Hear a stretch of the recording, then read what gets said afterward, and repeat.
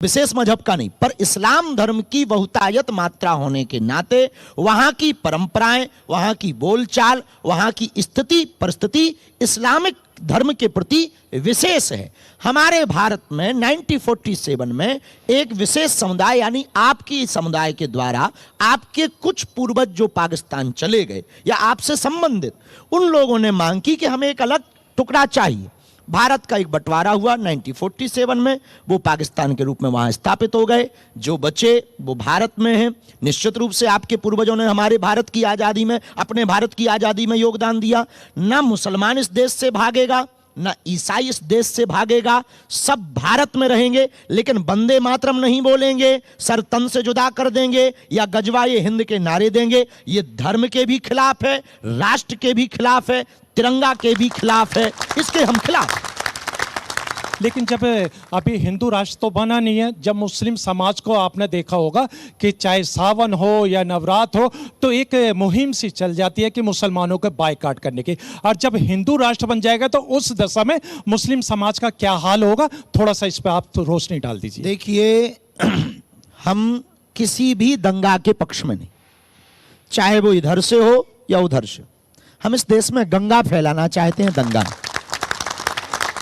हम इस देश में को हिंदू संस्कृति मानने वाले लोगों को यही कहना चाह रहे कि आप अपनी संस्कृति पर गर्व करो, अपनी संस्कृति पर मूल पर लौट करके आओ, उस पर पूर्ण निष्ठा से डटे रहो। दुनिया की कोई सभ्यता आपका बाल बांका नहीं कर सकती जी। एक दूसरा, जो त्योहार आते हैं उसमें इस्लाम धर्म के कुछ लोगों, आप देखो ताली एक हाथ से नहीं बजती। ये लोग अभी बजा रहे, जरा बजा के बताओ, दोनों हाथ लगे।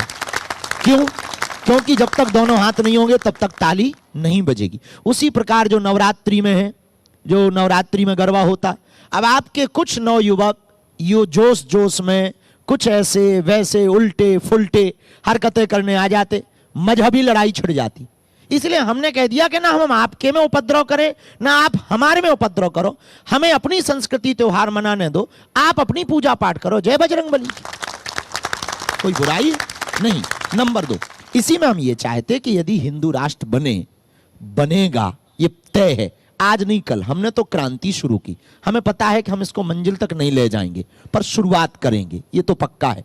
आज नहीं कल हिंदू राष्ट्र बनेगा। तो हम उस सनातन संस्कृति को मानने वाले हैं कि हम अब्दुल कलाम को भी सलूट करते हैं और रस खान के भी दोहा गाते हैं। जी, आपने भी एक बात कही कि ये, हाँ, आपने कहा कि ये देश सभी का है। इनका एक सवाल था कि हिंदू राष्ट्र में किसकी किसकी जगह है। आपने कहा कि सभी के लिए जगह है। इन्होंने एक और सवाल किया सावन में, नवरात्र में, छठ में कि मुस्लिमों से सामान ना खरीदो। तो फिर ऐसे में मुस्लिम अपनी दुकान कहां लगाए, कहां जाए? देखिए भैया, दोनों तरफ से हुआ। बीच में कई जगह से ऐसी न्यूज़ें आई कि आप काफिरों से सामान मत खरीदो, तो अपन ने भी कह दिया कि इनसे मत खरीदो।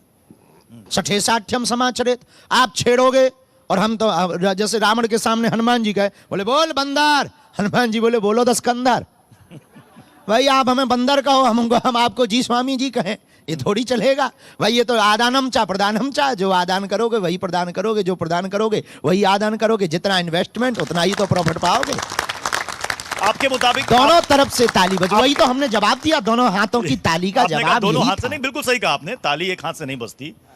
तो आपके मुताबिक मुसलमानों से अगर कोई सावन में या छठ में, नवरात्र में अगर कोई सामान खरीद लेगा तो कोई दिक्कत नहीं, पर ये भी तो खरीदे ये भी तो खरीदे, तो हमको कोई दिक्कत नहीं। लेकिन हम ये मानते हैं कि ऊपर लेवल पे ये नहीं है, ये निचले ज्यादा जो सामान्यतया गांव में ये बहुत ज्यादा बढ़ जाता है। तो हम तो ये कहना चाहते भाई, काहे को विवाद, हम संवाद के आदमी।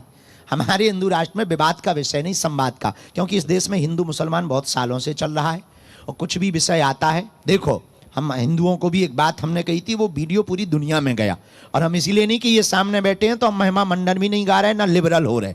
ये भी आप कान खोल के सुन लो, हम जैसे हैं, हम अपने एजेंडे के साथ कोई समझौता नहीं करते। हम ये कहना चाह रहे, मुसलमानों को गालियां देने से हिंदू राष्ट्र नहीं बनेगा। बड़ी बात कही। अपनी संस्कृति पर बात करने से, कमियों को दूर करने से व सामाजिक समरसता लाने से संस्कृति बढ़ेगी, वह हिंदू राष्ट्र बनेगा। फिरोज बख्श साहब, आपका सवाल। जी देखिए बाबा बागेश्वर, मैं सोच रहा था आपको धीरेन्द्र शास्त्री कहूँ, क्योंकि उम्र में छोटे हैं लेकिन रुतबा आपका बड़ा है, तो मैं आपको बाबा से ही मुखातिब करूँगा। मैं आपको बहुत पसंद करता हूँ इस वजह से कि मैं एक प्रैक्टिसिंग मुसलमान हूँ। आपके मुंह से मैंने कभी इस्लाम के ख़िलाफ़, मुसलमान के ख़िलाफ़, prophet Mohammad peace be upon him आपके ख़िलाफ़ या किसी भी मुस्लिम के ख़िलाफ़ कोई बात नहीं सुनी। ये एक प्लस पॉइंट आपका है, ठीक है। और दूसरी बात मैं कहना चाहता हूँ कि आप चूँकि हिंदू राष्ट्र की बात करते हैं, ठीक है,